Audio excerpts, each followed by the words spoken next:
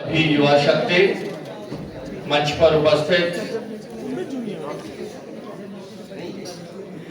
आज इस कार्यक्रम की मुख्य अतिथि के रूप में हमारे बीच में पधारी एक ऐसी नेत्री, एक ऐसा व्यक्तित्व जिनका सभी के दिल में एक प्यार है, एक सम्मान है और एक ऐसा लगता है कि वो हमारी नेता हैं, हमारी बहन है और जिन्होंने राजनीतिक क्षेत्र में एक अपनी पहचान बनाई है। 8 भाषाओं की ज्ञाता, एक कुशल वक्ता। आज जब वो बोलती है किसी भी विषय पर तो हम सबका मन हर्षित होता है कि स्मृति जी बोल रही हैं और चाहे वो प्रेस में किसी भी विषय पर बोलना हो, स्मृति जी का वक्तव्य सुनने लायक होता है। और इस प्रांगण जिसके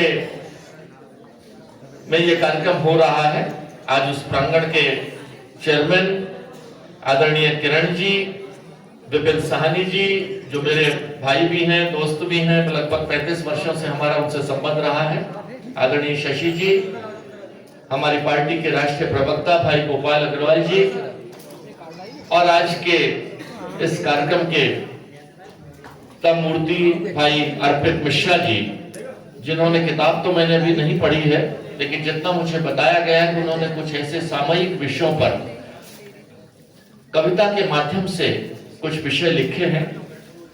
मैं भाई अर्पित जी को भी बहुत लंबे समय से जानता हूं। एक बहुत ही संस्कारित कार्यकर्ता के रूप में उन्होंने अपना जीवन इस क्षेत्र में गुजारा है और कानपुर के जिस क्षेत्र से चलकर आते हैं उससे मेरा भी रिश्ता है। अर्पित भाई, एक मेरा परिवार भी 49/7 जंगलगंज कानपुर में 26 साल रहा है और आज भी मुझे पता चला कि तुम भी कानपुर की उस माटी से आते हो। अगर कविता के माध्यम से किसी कवि मंच जिसकी हम चर्चा करते हैं, उसकी प्रतिमूर्ति हमारे श्रद्धेय अटल जी रहे थे। आज मुझे पूरा विश्वास है जब भी किसी मन के भाव को लिखना होता है, एक गवाह के साथ हम उसे आगे के समय में छोड़ते हैं, ये बहुत कठिन विषय होता है।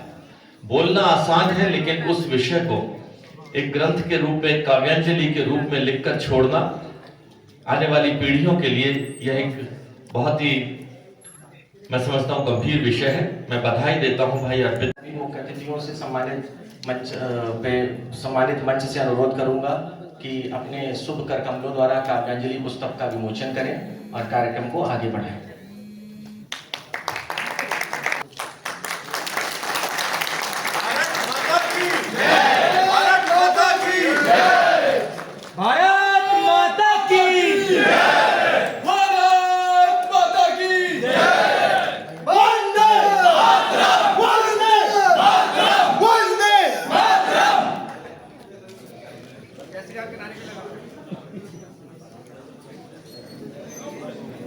सभी महानुभाव, देवी और सज्जनों,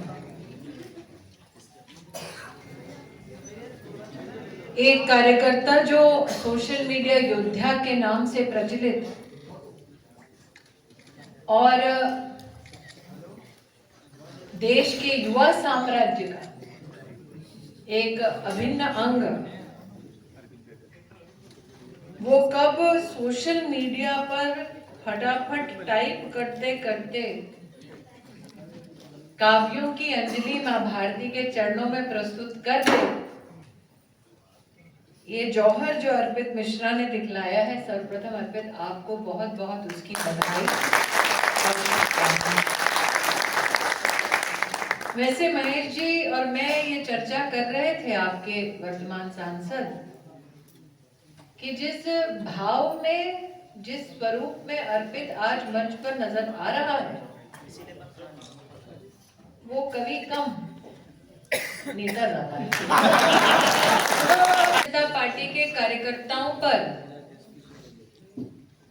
जो पश्चिमी सभ्यता से प्रेरित कांग्रेस पार्टी है, वो ये कटाक्ष करती है कि इंटेलिजेंसिया से हमारा दूर दूर तक का वास्ता नहीं। इस देश ने ये नैरेटिव भी देखा वर्षों वर्ष तक कि भाजपा का एक साधारण कार्यकर्ता सड़क पर और संसद में संघर्ष कर सकता है, लेकिन लेखन की दुनिया से शायद ही उसका कोई यादगार रिश्ता रहा हो। और ज्ञान के प्रति ये अहंकार कहीं ना कहीं ज्ञान नामक अर्पित की इस कविता में प्रतिबिंबित होती है। पढ़ती हूं काव्यांजलि से, जब अर्पित लिखते हैं कि ज्ञान जब अपमानित हो जाता है, संघर्षों में भी बढ़ता जाता, नित नए परपंचों से टकराता, सामर्थ्य को परिभाषित कर जाता। इसी कविता की अंतिम 4 पंक्तियों में अद्वैत लिखते हैं, ज्ञान जब सभा त्याग कर जाता, राज्य का पतन निर्मित हो जाता, नूतन नव अंकुर बन जाता, ज्ञान शक्ति केंद्र बन जाता।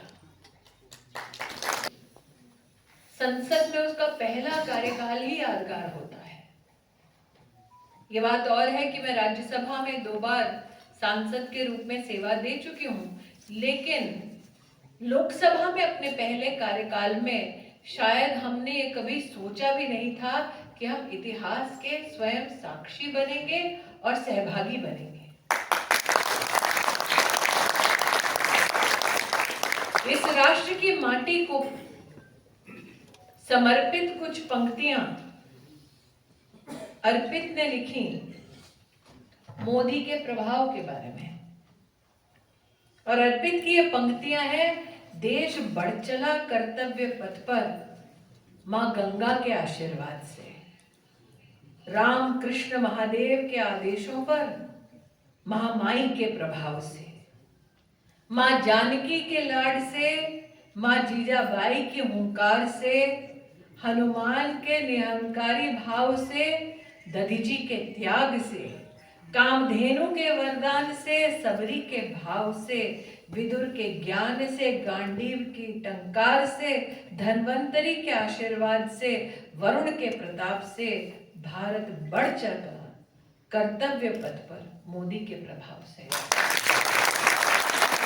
लगता है हंसकर जो रण लड़ता है, ग्रहों की दिशा बदलता है, संघर्षों में जो तपता है, भाग्य भी उससे डरता है, थककर अस्त्र न धरता है, वो सब पर भारी पड़ता है, संघर्षों में जो तपता है। भाई एक अकेला कितनों पर भारी पड़ा, ये हम सब जानते हैं। उसे मैं अर्पित करती हूँ।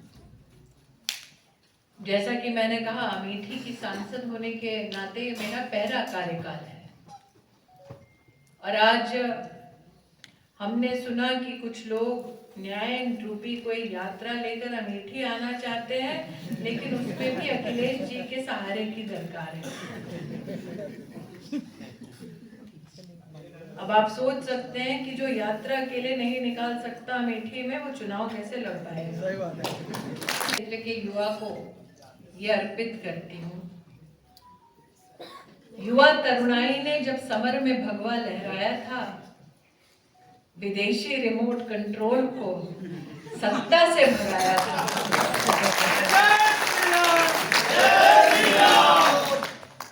युवाओं के रणराग से भ्रष्टाचारी घबरा गए, युवाओं का त्याग देख सिंहासन छोड़ हम भागे ऐसे कि सीधा वायनाड पहुंचे। लौट कर कब आएंगे भगवान ही जाने।